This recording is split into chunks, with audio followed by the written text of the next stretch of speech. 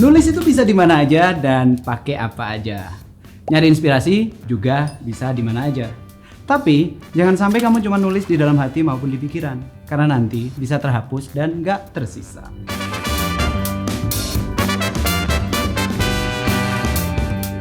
Iya, sepenting itu ide.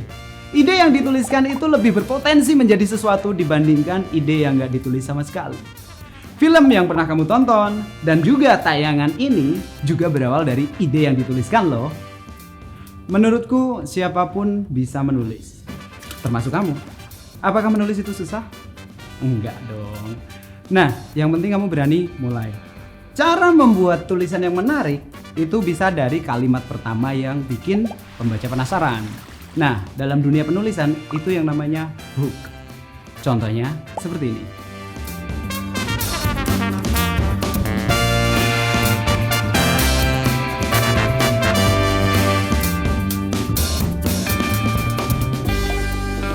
Nah, mulai kebayang kan?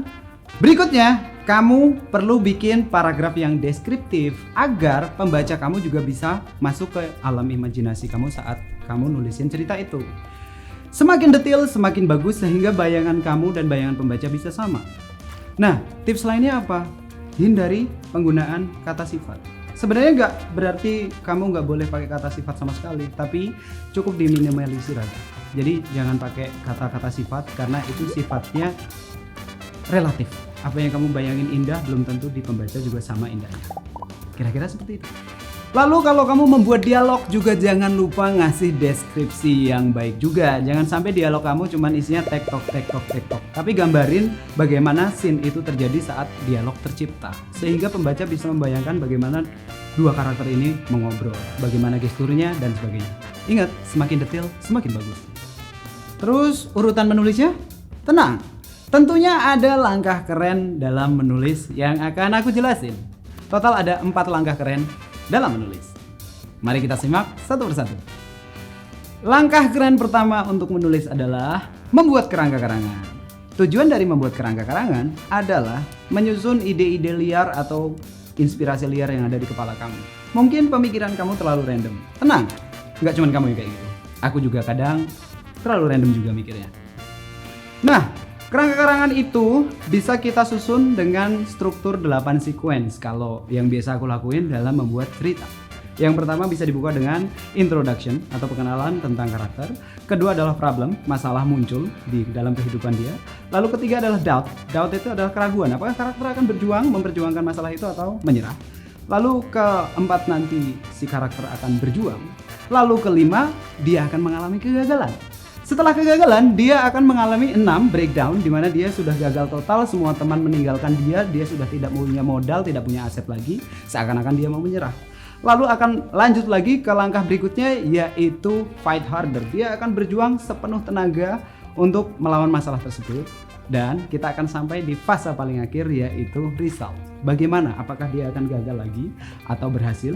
Ataukah bisa aja si karakter utama ini tidak mendapatkan yang dia mau, melainkan mendapatkan apa yang dia butuh.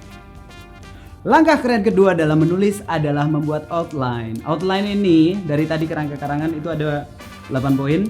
Kamu jabarin pelan-pelan. Mungkin per sequence itu 1 paragraf.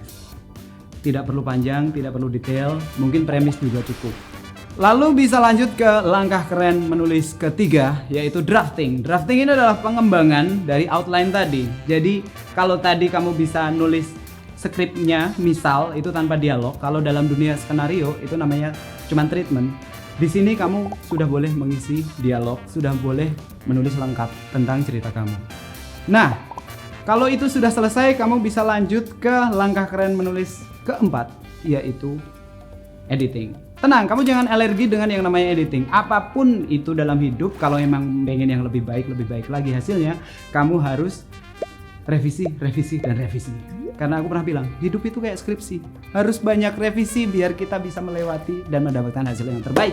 Makanya, soal editing ini penting banget. Pertama adalah self-editing. Yang kedua, kamu bisa proofread ke teman-teman yang lain untuk dibaca oleh mereka, lalu dengarkan input dari mereka untuk kamu edit lagi tulisannya sehingga tulisannya bisa bikin kamu sendiri puas yang terpenting, lalu bisa bikin pembaca yang lain juga puas.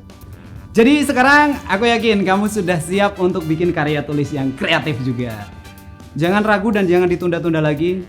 Tulis apapun ide kamu sekarang, karena mungkin saat kita nanti sudah mati, tulisan kita yang akan melanjutkan pembicaraan dan cerita-cerita kita. Sampai bertemu di Siberkreasi kelas berikutnya. Salam literasi digital.